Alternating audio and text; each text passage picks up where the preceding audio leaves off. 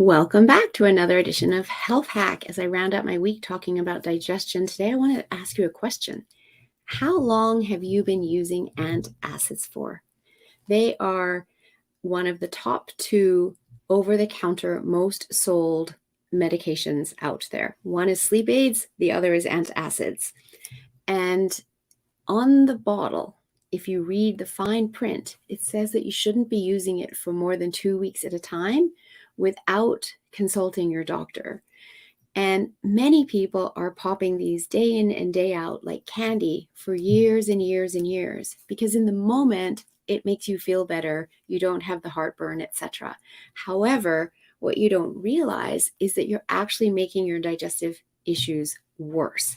And that's because the stomach actually needs stomach acid in order to break down your food.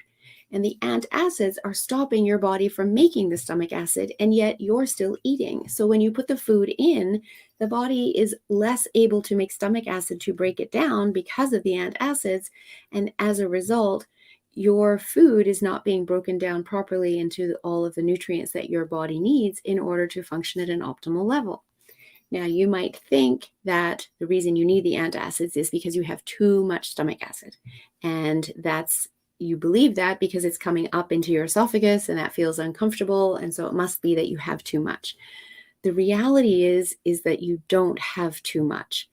What's happening is that in the stressed out world we live in, you are under a great deal of stress.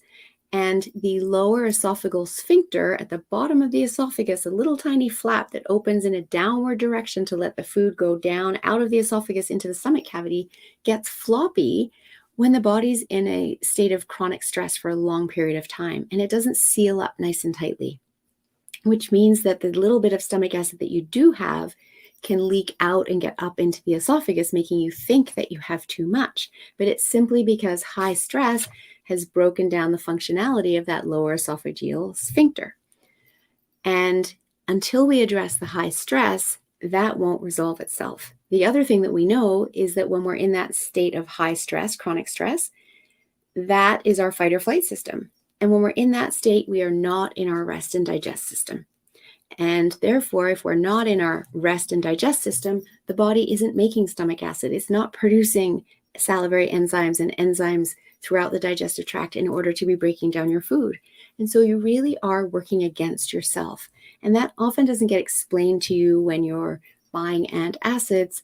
And if you're using them over a long period of time, you continue to stop the body being able to do what it's supposed to do.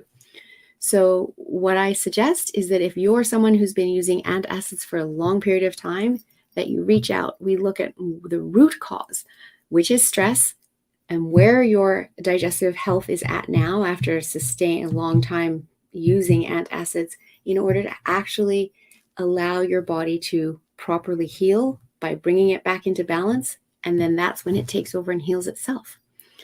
So let's get you off the antacids. They're not helping you. Reach out, Melissa at yourguidedhealthjourney.com.